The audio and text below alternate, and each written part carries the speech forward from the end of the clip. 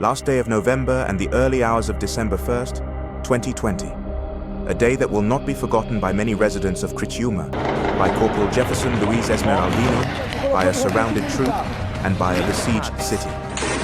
Officially considered the largest bank robbery in Brazil's history, the mega heist in Criciúma, a crime of historic proportions, marked its 2-year anniversary.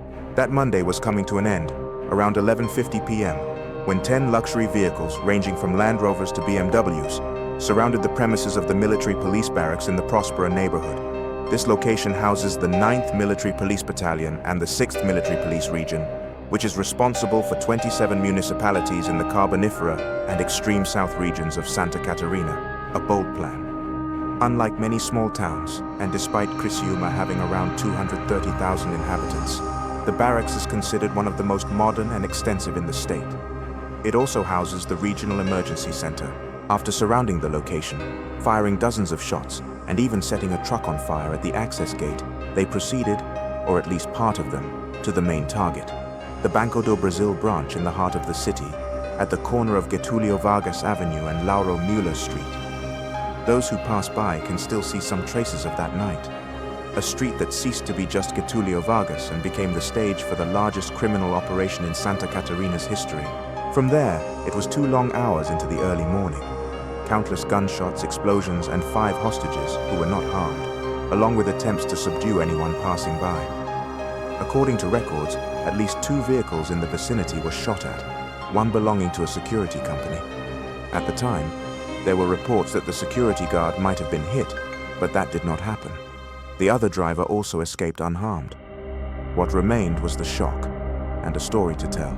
After parading with their powerful weapons and even climbing onto buildings with the money in hand, they left the city center in the same luxury vehicles. No rush, no typical getaway speed. They turned on their hazard lights and paraded, as if celebrating a plan that up to that moment seemed to have worked. They left banknotes behind, which were picked up by some residents. 4 of them were arrested with R$810,000, while another R$300,000 was seized by the police. With their departure, in an effort to avoid confrontation, the police forces quickly took control of the area. The first investigative work began: forensics, intelligence gathering, mobilization, and seizures. Residents of Criciúma became accustomed to the low-flying helicopters. 10 vehicles used in the crime, hastily painted black in an amateur manner, were found in a cornfield in the Picadão neighborhood of Nova Veneza, less than 20 kilometers from Criciúma. From there, new leads emerged: a fuel receipt from a gas station in Campinas, SP, left inside one of the vehicles, led to the arrest of a couple, for example. As the 1-year mark of the crime approached, the Civil Police of Santa Catarina, together with the General Institute of Forensics, IGP-SC, and the Public Prosecutor's Office of SC, MPSC, launched Operation Santa Forte, a new phase in the investigation of the robbery. The first phase of the investigation involved the efforts of various security forces and resulted in the arrest and indictment of 16 individuals linked to the criminal organization responsible for the robbery. Now, the investigations identified the direct involvement of 12 people in the robbery, 10 men from São Paulo, along with a man and a woman from Santa Catarina. Their preventive arrests were ordered by the court in Criciúma. In this new phase, 10 of the individuals are already among the 16 who are facing charges for being part of a criminal organization. The robbery involved several aggravating factors outlined in the penal code, such as the involvement of multiple offenders, hostages being held, the use of prohibited caliber firearms, the use of explosives, as well as crimes of damage to public property, arson, and participation in a criminal organization. An even more serious charge attributed to the criminals concerns the severe injuries inflicted on military police officer Jefferson Luis Esmeraldino, who was shot during the attack. This classifies the crime as latrocínio, robbery resulting in death.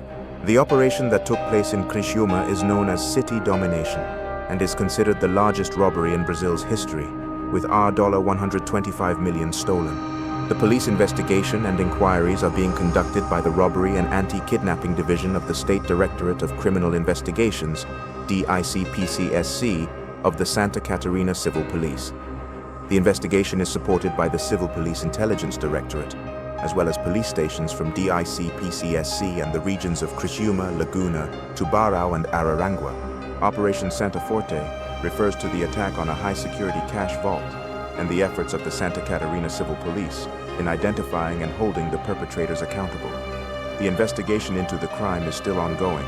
The night, also referred to as the Night of Terror, led to 18 suspects being charged for their involvement in the series of crimes committed that night. They were indicted in 2 criminal lawsuits filed by the Santa Catarina Public Prosecutor's Office, MPSC, both of which are classified and are being processed under judicial secrecy in the Criciúma court. As a result of the investigative procedures, which now total over 2,800 pages, the MPSC has already filed 2 criminal lawsuits. The first was filed on February 11th and the second on November 18th of this year. Both cases are being processed in the First Criminal Court of the Criciúma district. Of the 18 individuals charged by the 13th Prosecutor's Office of Criciúma in the 2 cases, 10 remain in preventive detention, 5 of them in federal penitentiaries. 6 had their preventive detention replaced with alternative precautionary measures, including electronic monitoring. The remaining 2, who have outstanding arrest warrants, are currently fugitives. They face charges for alleged crimes including participation in a criminal organization, aggravated robbery, use of false documents, property damage, and arson, depending on each person's level of involvement. The criminal operation is being investigated by the civil police, with support from a task force appointed by the Attorney General of Justice, Fernando da Silva Comi. This task force is composed of the Special Action Group for Combating Criminal Organizations, GECO, and public prosecutors specializing in criminal cases within the Criciúma district.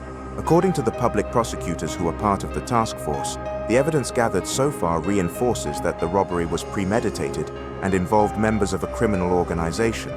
The investigations are ongoing, aiming to identify additional participants in the robbery and trace the whereabouts of the stolen millions.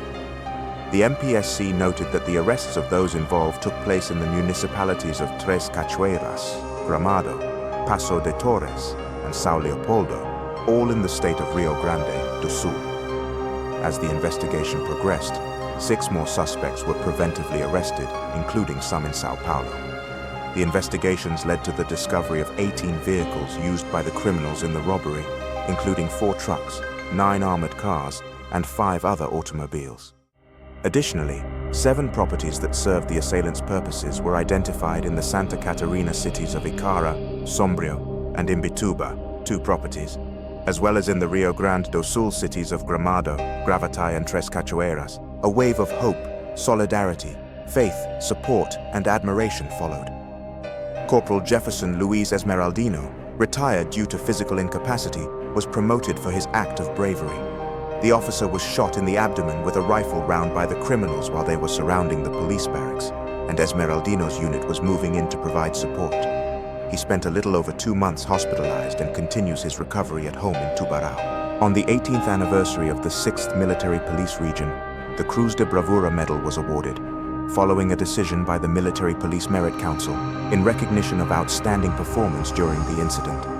In addition to Corporal Jefferson Luis Esmeraldino, the honor was also granted to Corporals Paulo Marcos Felisberto and Rafael Pickler Bez Fontana. The crime, in just a few minutes, made national and even international headlines. It quickly spread across social media, dominated news reports throughout the night, and even inspired memes. It also sparked a debate. Why didn't the police engage in a direct confrontation? The Commander General of the Santa Catarina Military Police, Colonel Dioné Tonné, emphasized that the primary concern at that moment was to preserve lives, and that the order to avoid confrontation came directly from him.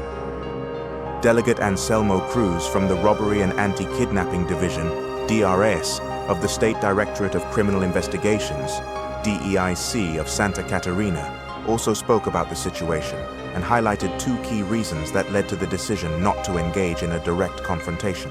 The commander of the 9th Military Police Battalion of Criciúma at the time, Lieutenant Colonel Christian Dimitri Andrade, emphasized that the PM's strategy was to follow protocol and avoid direct confrontation, prioritizing the preservation of lives.